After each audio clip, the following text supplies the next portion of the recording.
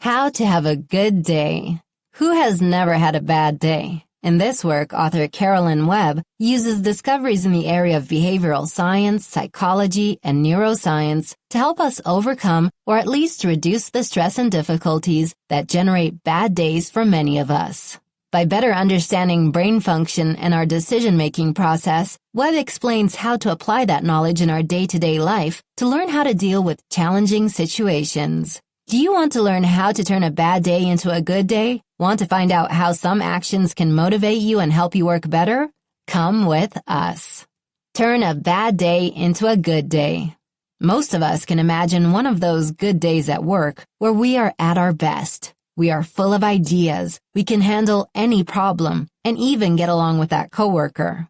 Of course, not every day can be that good. But by following some of the advice here, you'll be able to turn almost every day into at least a good day.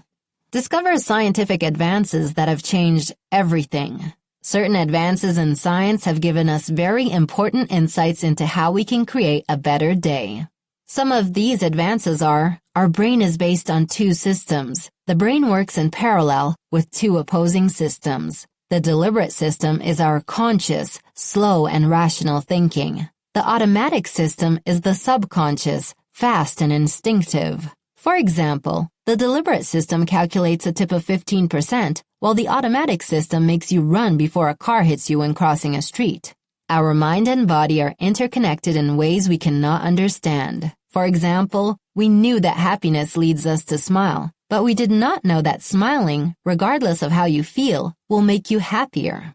The axis of discovery defense is another perception. We are constantly moving on an axis, anchored at one end by a defensive perspective, waiting for an attack at any moment. While on the other end, we are anchored by a state of discovery, looking for rewarding experiences. In addition to the above scientific findings, there are 7 important concepts for you to have a good day. Priorities, defining the intentional direction of your day.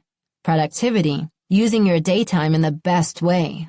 Relationships, maintaining productive and positive interactions. Thinking, making good choices, being creative and smart. Influence, maximizing the impact of what you say or do. Resilience, overcoming obstacles and hassles. Energy, generating enthusiasm and satisfaction. Define your intentions, organize, and make plans. Have you ever caught yourself wishing for the end of a day and feeling like it was a total waste? Here are some tips to help you minimize this feeling. First, make clear intentions for each day. Try to eliminate any activity you know that hinders you from reaching your goals. For example, one of the author's clients, Martin, is the strategic director of an aircraft manufacturer. He noted that whenever he felt overwhelmed with his daily chores, he ended up doing distracting habits like checking new sites. Therefore, to increase your productivity, identify those distracting habits that hinder you and focus on avoiding them. Keep your eyes on everyday goals. Second, organize your goals using positive language. Goals put in this way can also be called positive goal setting. That is, goals that affirm the positive outcome you want to achieve, such as making my product irresistible. The opposite should be avoidable goals, such as stop losing customers. There is research that advocates the benefits of this strategy. A 1997 study found that students using positive goal setting improved their performance, while others using avoidable goals worsened. Third, make a then-when plan to prepare for obstacles that may appear on the way to your goals.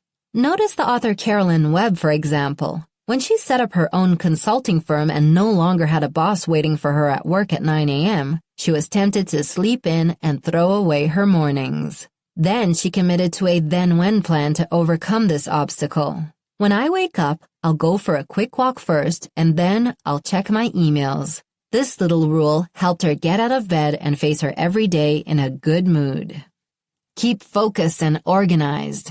Calendars filled with tasks at work make it much easier to feel overwhelmed. Let's think of some ways to handle these situations. First, the physical. Stand on a couch or office chair for a few minutes. Keep your focus on your breathing until you have calmed down enough to think clearly. So to sort out the chaos, make a plan and decide where to start. First, Write down everything you need to do in the coming days or weeks. Mark the most important tasks and take action to complete this task today, no matter the size of it. Let's observe Angela as a case study. Angela was a lawyer who wanted to run for office at her firm. However, the task of getting ready for the election had always seemed very scary. These words gave her anxiety, so she avoided the task and procrastinated. What eventually worked for her was to separate the task into smaller steps, splitting it into things like having a conversation with my boss about my idea. After separating the big task into small, manageable steps, preparation for election became much less heavy, and she was able to deal with the situation. Another essential prerequisite to focus on is scheduled breaks at least every 1.5 hours. The focus on the day decreases with the passage of time and needs to be recharged periodically. In 90 minutes, our brain goes from highly focused to inattentive. That's why we end up messing around with a cell phone or surfing a social network when we're forced to concentrate longer. When famous psychologist K. Anders Ericsson studied people at the top of their fields, such as famous guitarists, athletes, and chess players, he discovered that these people also practiced in blocks of 90 minutes or less with small pauses between blocks. Improve your relationships and interact often. Getting along with people around you is essential to having a better day. Here are some tips on how to improve your relationships. First, build a relationship when you interact with someone at work.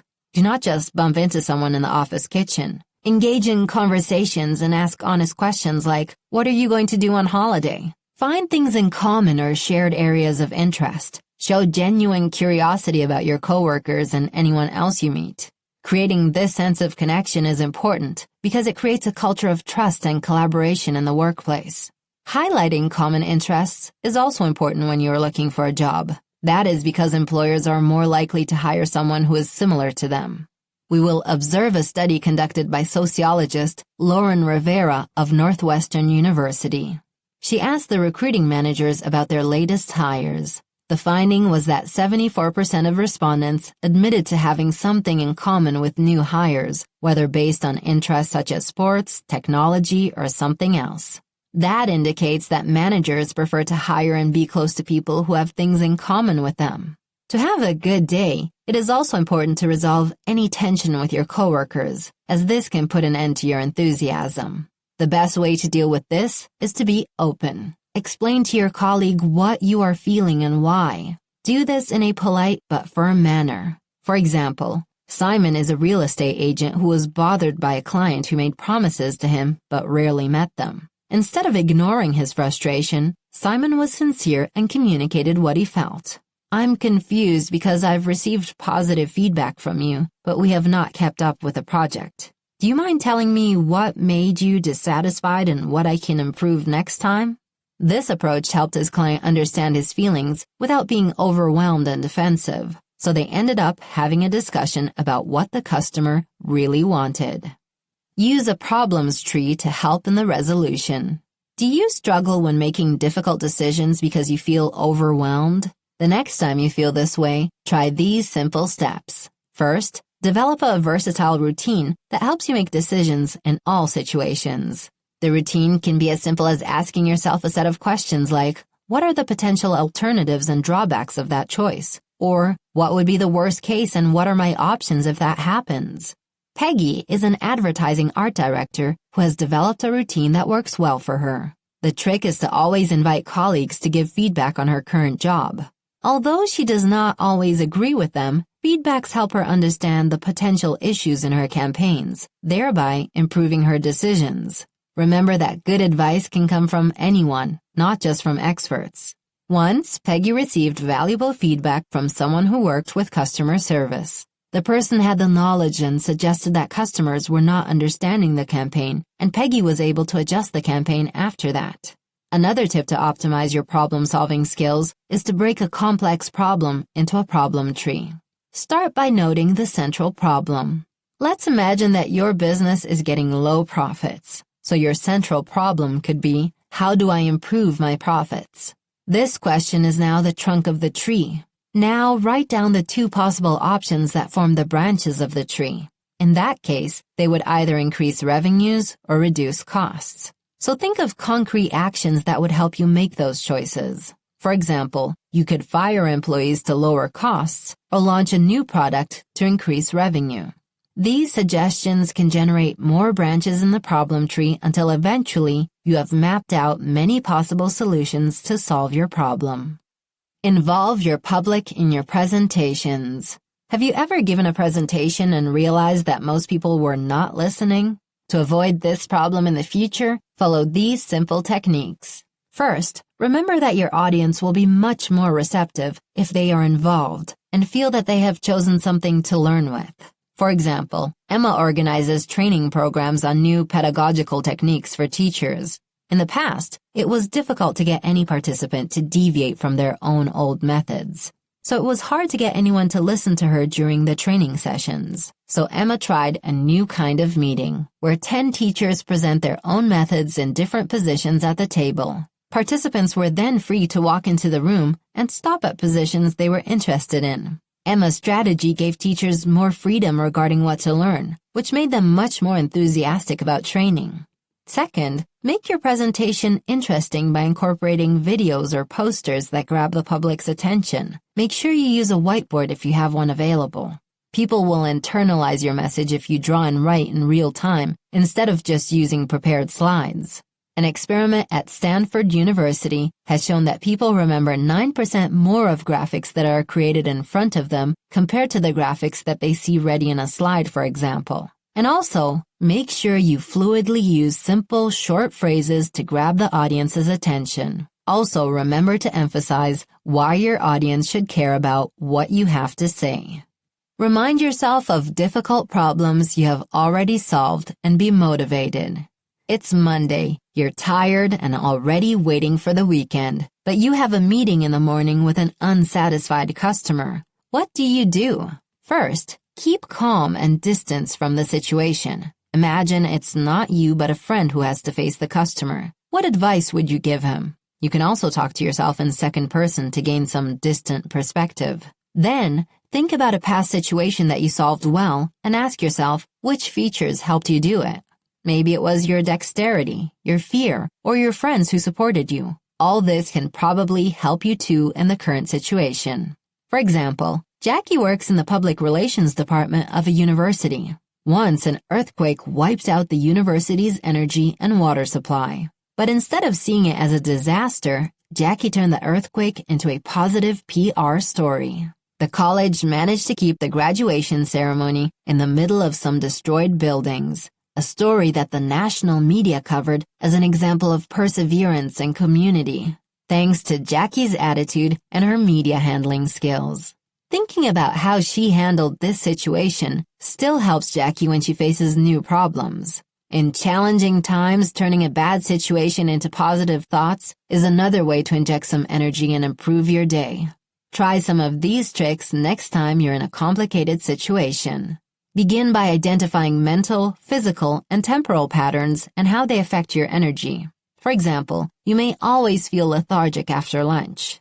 Then find out how to increase your energy in these phases. It may be that waking up and having a cup of tea helps you, or having a 5-minute conversation with a coworker, or even taking a quick walk down the street. You can also try an exercise of gratitude. Think of 3 things that happen in your day to thank. Do it even if it's small things like remembering to take the umbrella or having forgotten it and running like a child in the rain. Even small thoughts can make a big difference. It is common to feel exhausted at times, but developing positive routines and learning from the past can help you have a better day. Self-awareness will also help you understand how you can recharge your energies in your day and turn it into a good day. Final notes. We will always have good days and bad days that are beyond our control. Despite this, we can take some action to control our minds and bodies and make sure we have a better day even in bad circumstances.